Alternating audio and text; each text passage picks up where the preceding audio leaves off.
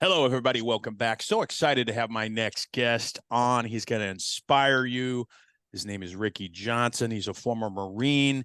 He's a peer support specialist in the great state of North Carolina, and he has an incredible story to tell you. Ricky, thanks for being here, my friend.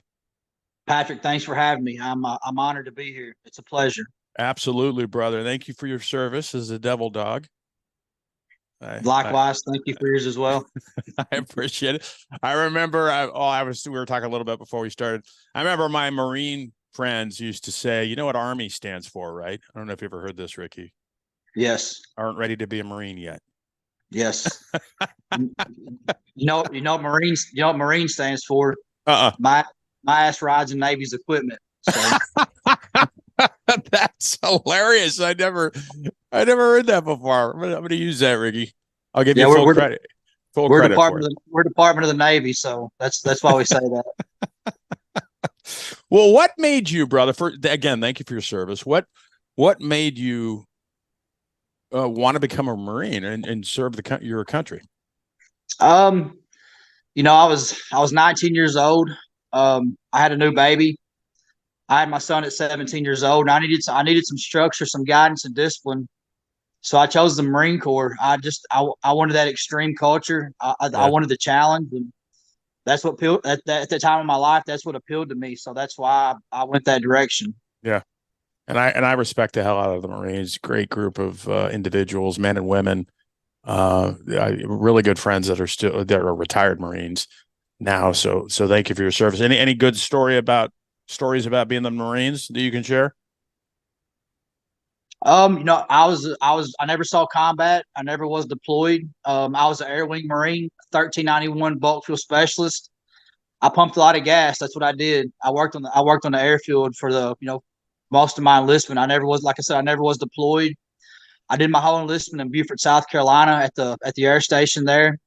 I was a young man. I worked hard and partied hard. That's the way I lived my life at that time. And got in trouble and was being foolish and young. So yeah. Yeah, I remember when I was in the Army, I drank way too much. I fortunately never got in trouble when I was in the military. Or in the Army, they call them Article 15s.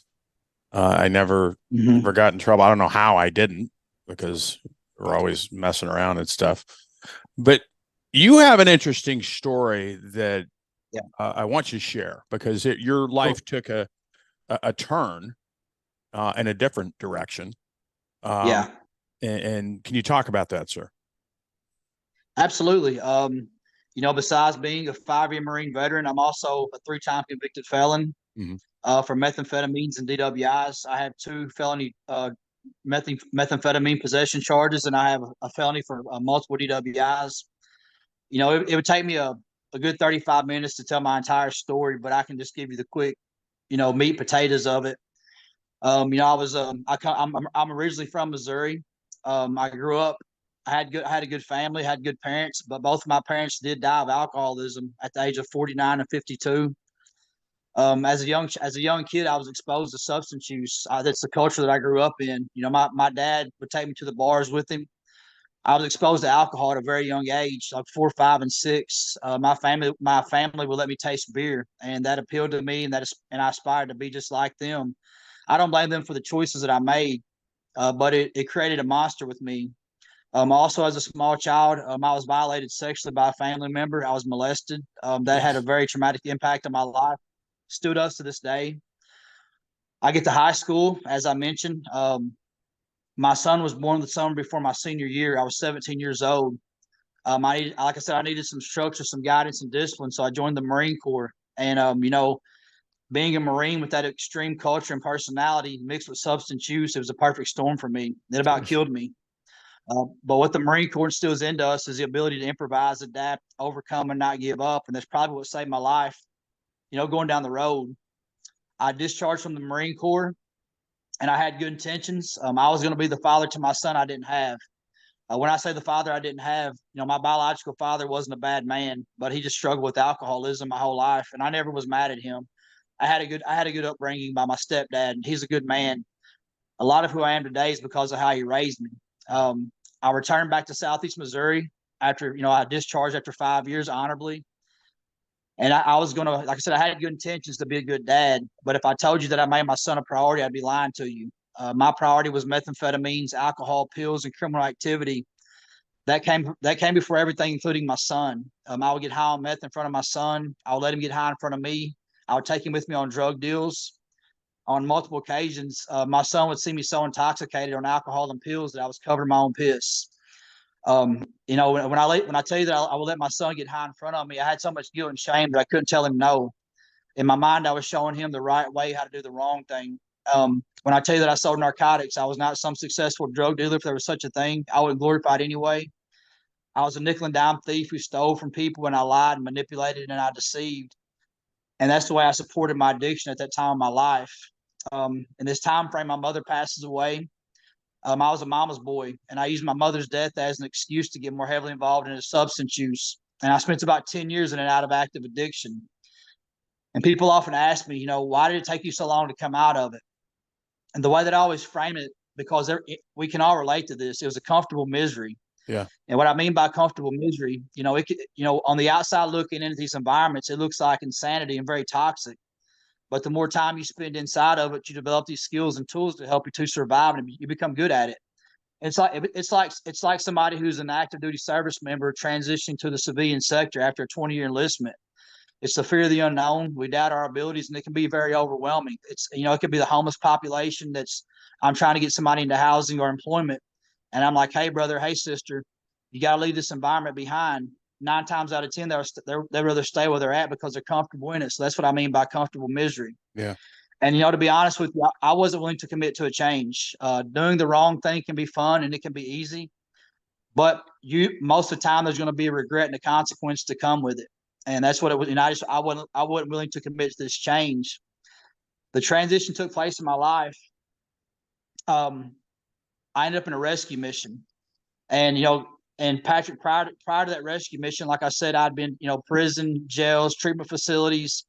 In the past 26 years that I could legally drive, I've not had a driver's license for 18 of those years. My last DWI, I lost my license for 10, currently 11. I'm in the process of getting them back as we speak. It's been a long journey. And Patrick, let me say, I have no resentment toward law enforcement. I now collaborate with them. Everything that I was charged with and convicted of, I don't point the finger and blame people. I was 100% guilty of doing. And Patrick, in that rescue mission, the transition happened for me. It was like the material walls collapsed and the spiritual world awakened. Wow. And I'm not the most religious person, but I'm very spiritual. A religious man fears hell. A spiritual man comes from it. And that rescue mission, I said a prayer. I was like, God, if you get me out of this pits of hell, I'll always get back to the next man. I'll never doubt you when things don't go my way. And I'll always give you credit when I'm blessed. And brother, I had nothing left. I had 3 changes of clothes, and that was it. Everybody was done with me, rightfully so. And I crossed paths with an angel. She's now my wife. My wife was working down the street from the rescue mission I was living at. Meeting her changed everything for me. She was an angel. She believed in me. She saw something in me I didn't see. And it just motivated me to be the best possible man that I could be. And, prior to meeting Julie, I was very promiscuous and reckless. No morals, values, or principles. And my wife's the epitome of all those things. And she held me accountable. She's like, listen, Ricky, if we're going to be together, this is the way it's got to be. She's like, you got to keep a job and stay sober and respect me. And I needed that to happen. I always tell people I'm married way out of my league. My wife's got 2 master's degrees and I got 3 felonies. So we're like the yin and the yang. We balance one another out. Oh my God. So this is when the shift in my life happened. I met this amazing woman. My life was taking off. I was using my GI Bill going to college. I was making the dean's list. I was gaining the trust back in my community that I terrorized, gaining the trust back in my family. My father, myself, and my stepdad, we had a good relationship again. But Patrick, what I always tell people, is when a lot of people have the misperception of success and progress, they think, well, if I start achieving success and making this climb, that my life's going to get easier and things are going to fall into place. And it's farthest from the truth.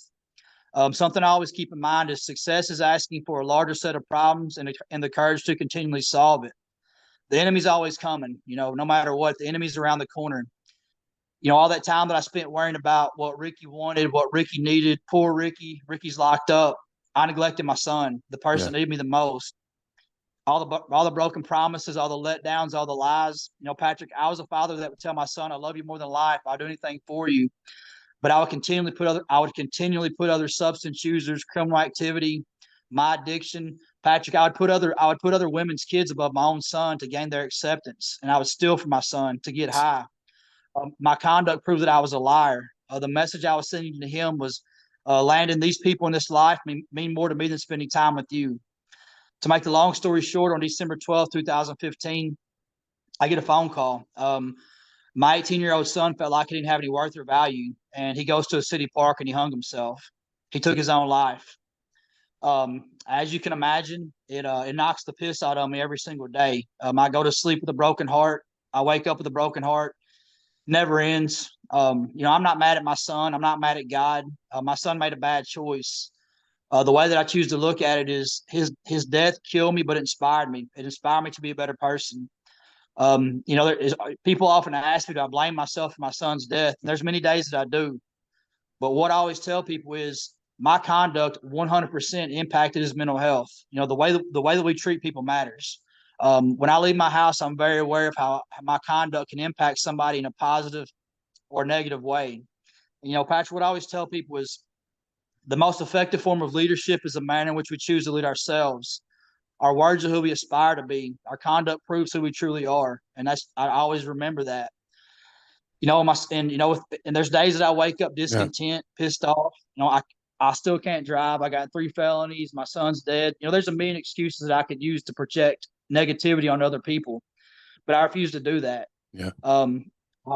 People often ask me, do I have regrets? I'm like, I got a ton of regrets. And, when I say that, it doesn't mean that, I wouldn't be here without making those bad choices, but I don't feel good about traumatizing people. I don't feel good about impacting my son. Regret is the guideline, and I keep the pain near me for a reason. I never want to forget about who I used to be. I don't consume myself with it, but I know if I forget about who I used to be, that could possibly cause me to be complacent. Okay. Yeah.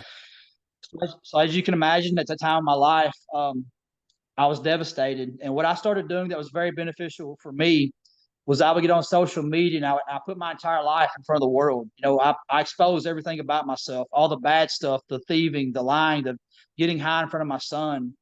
For me, I'm willing to step in front of a group of strangers and expose my entire life and risk humiliation to gain the support to inspire one person, but also to gain confidence in the process as well. Absolutely. Most every job I had after the Marine Corps, I lost due to substance use. What I knew how to do was this.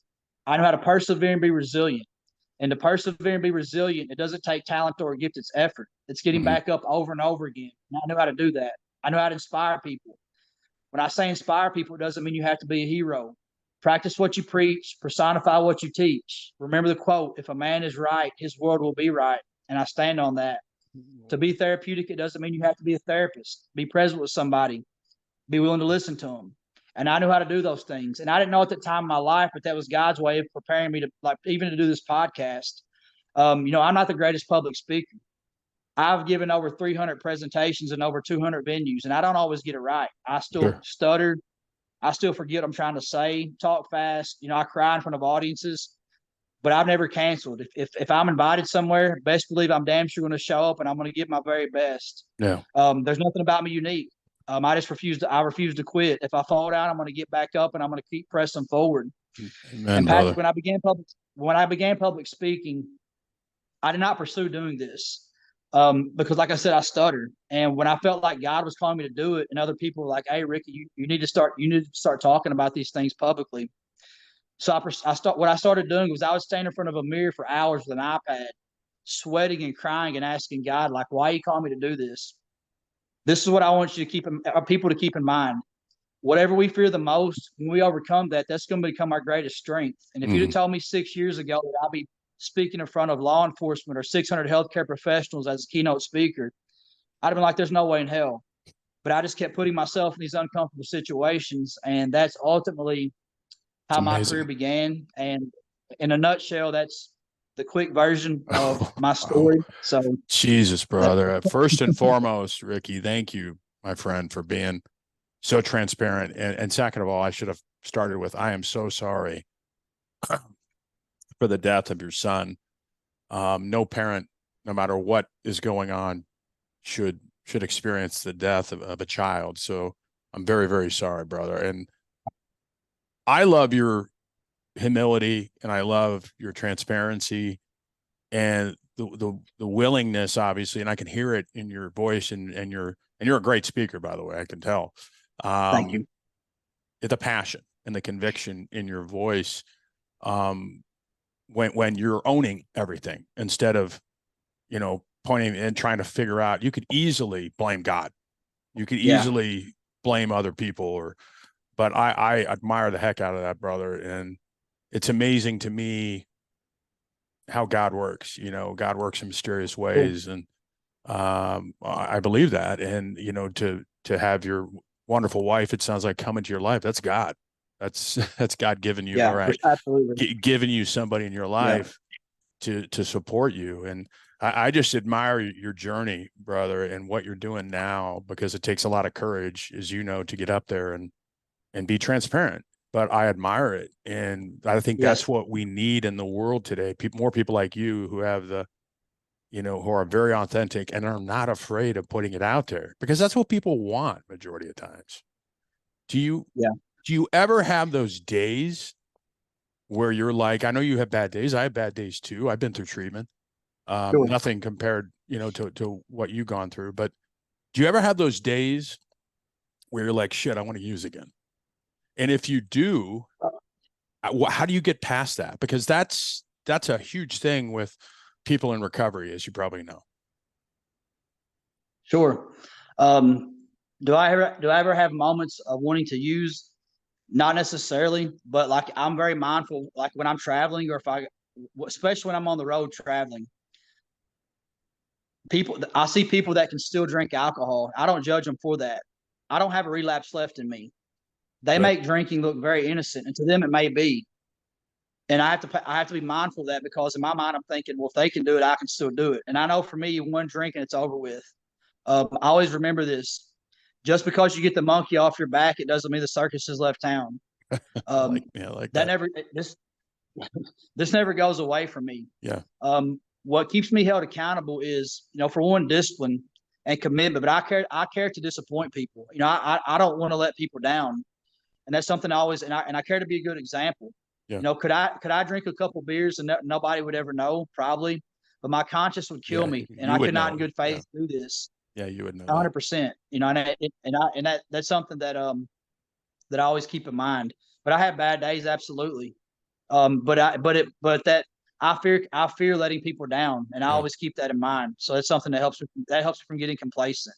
I'm a very routine and structured guy every single day. Well, it sounds like you're very spiritual and religious, which is huge. I mean, Yes. when I went through treatment, I came closer to God, and He is Yeah. a central part of my life now. And I God bless you for that, brother. And Yeah. um, I mean, do you ever feel that? I mean, let me ask you this. I mean, I really do believe that things happen for a reason. I don't know if you Hmm. believe that. I mean, I think it's just part Sure. of God's plan. Yeah. And I know you said it, but have you come to terms with, this is God's mission for you, and this is what He wants you to do in life? Absolutely. Yeah. People often, and people ask me this. People contact me often. I know this is my purpose. Yeah.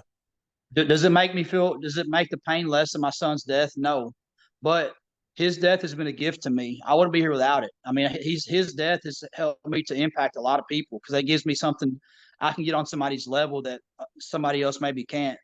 Yeah. People contact me often who have lost kids or lost a family member to suicide, kids to suicide or overdose, and this is what I always tell them. I'm like, listen, I don't have the answer as to why this happens, other than free will and life happening.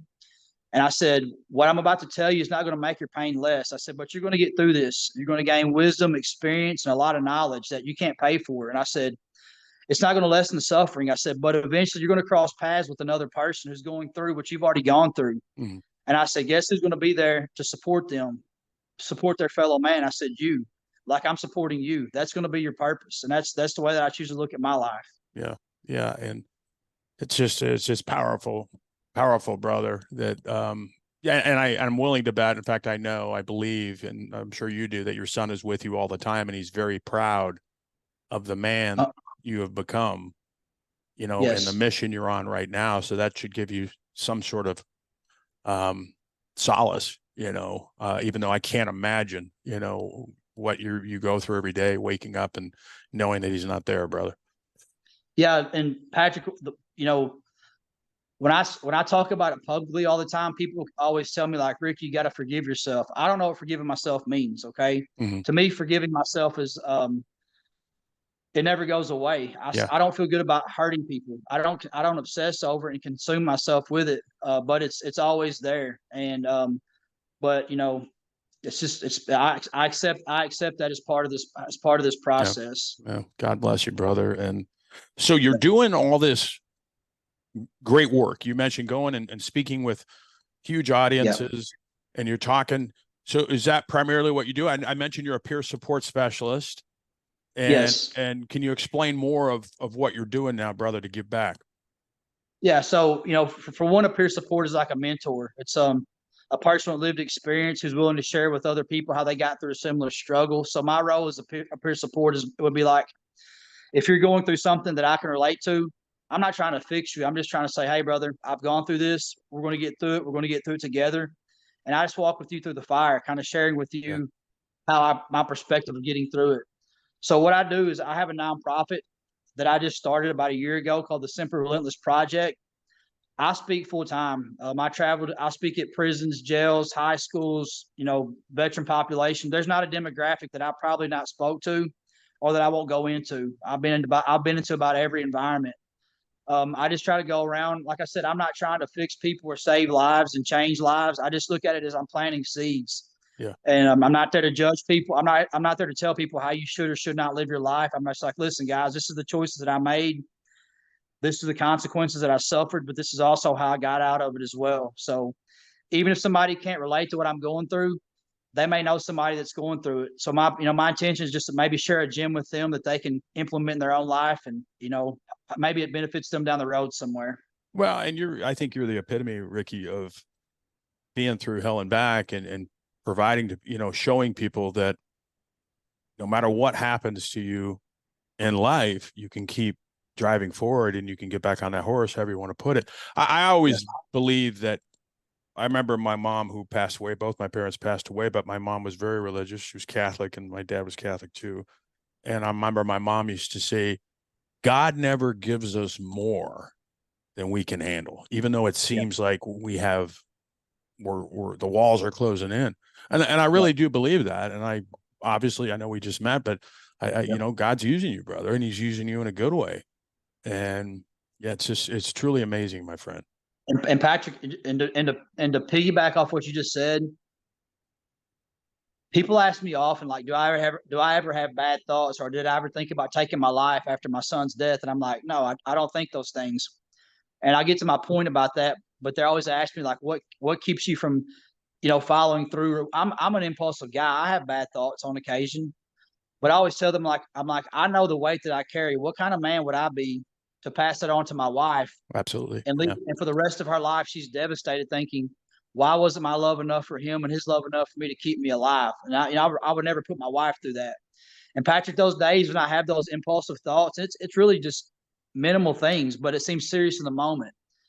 When I push through that and I look back a month later and I try to reflect on it, I can't even remember what it was that had me so impulsive. It's like it's the enemy will make you think an anthill is a mountain. That's the way the enemy works. So just to me, it's just to keep pushing forward, keep being resilient, and that's how we gain strength and grow through it. Absolutely. And the devil, brother, we use his various tactics to try to Oh get to yeah. us, to bring us down. And I've had those thoughts, before I went to therapy, but now that I'm closer to God, I resort to praying or meditating, and that usually dissipates it. But now, if people want to reach out to you, brother, because I think you're Yes. amazing, Ricky. And like I said, you're such a horrible story. I'm sorry you had to go through all that, but I admire your courage and your transparency. And it's powerful, brother. And this is what people need to hear. If people want to reach out, first of all, how can they find you, my friend? Sure. I'm on Facebook as Ricky Johnson Jr. The same thing on LinkedIn, the same thing on Instagram, Redemption of Ricky Johnson. You can text me at 573-944-0062.